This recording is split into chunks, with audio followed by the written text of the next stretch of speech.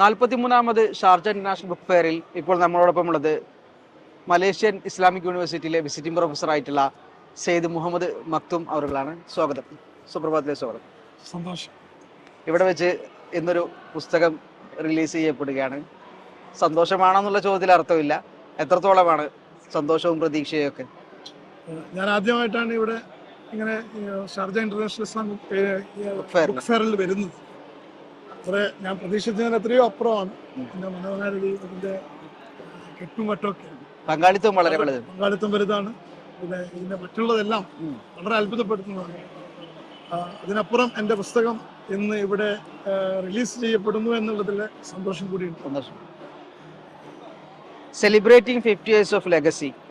ഇത് എൻ്റെ സ്ഥാപനം, എൻ്റെ പിതാവ് സെയ്ദ് ഇസ്മായിൽ ഷഹാബുദ്ദീൻ തങ്ങൾ 1971 കണ്ണൂർ ജില്ലയിലെ തലശ്ശേരിയിൽ സ്ഥാപിച്ച ജാമിയ സെഹ്റ എന്ന സ്ഥാപനത്തിന്റെ 50ാം വാർഷികത്തോടനുബന്ധിച്ചാണ് ഇങ്ങനൊരു സംവിധാനം.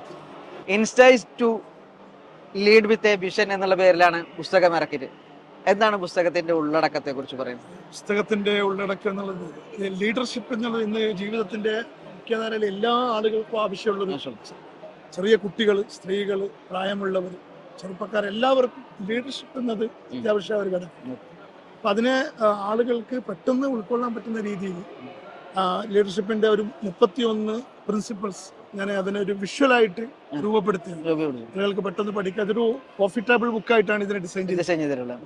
ആളുകൾക്ക് ഇന്നത്തെ മറ്റു പുസ്തകങ്ങളിൽ നിന്ന് വ്യത്യസ്തമാകുമ്പോഴാണ്, എല്ലാ വ്യത്യസ്തതയിലേക്കാണ് ആളുകൾ നോക്കുന്നത്. അതുകൊണ്ടാണ് ഇങ്ങനെ ചെയ്തത്, രൂപപ്പെടുത്തിയത്. ഇതില് ഇസ്ലാമിക് കൺസെപ്റ്റാണ്, ഇസ്ലാമിക് ലീഡർഷിപ്പ്.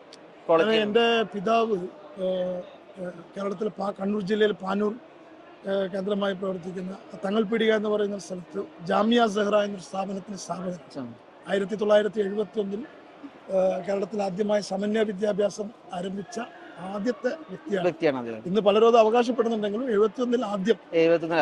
അപ്പം പിന്നെ അദ്ദേഹത്തിന്റെ ജീവിത കാലത്തുണ്ടായിരുന്ന അദ്ദേഹത്തിന്റെ അനുഭവങ്ങളും നമ്മളെ ഒന്നിച്ച് അദ്ദേഹത്തിന്റെ അധ്യാപന കാലത്ത് നമ്മൾ പഠിച്ചെടുത്ത പല വിഷയങ്ങളും അതൊരു ലീഡർഷിപ്പ് പ്രിൻസിപ്പിൾസ് ആയിട്ട് ഞാൻ ഇതിൽ വിഷ്വലായിട്ട് രൂപപ്പെടുത്തി. പിതാവിന്റെ ജീവിതത്തിലൂടെ കണ്ട കാഴ്ചകളാണ് ശരിക്കും അല്ലേ, ആ ഒരു വിഷനാണ് ശരിക്കും ഇതിലേക്ക് വന്നിട്ടുള്ളത്. അദ്ദേഹം പിന്നെ കേരളത്തിൽ ആദ്യമായിട്ട് അറബി ഭാഷയിൽ ഖുർആനിന്റെ തഫ്സീർ എഴുതിയ ആളുകൂടി. ഇന്ന് ഏകദേശം കേരളത്തിൽ 7ഓളം PhD വർക്കുകൾ തഫ്സീർ സംബന്ധമായി നടക്കുന്നുണ്ട്. എനിക്ക് നിങ്ങൾ സുപ്രഭാതത്തിൽ ഇവിടെ വരാൻ സാധ്യമായതിൽ വലിയ സന്തോഷം.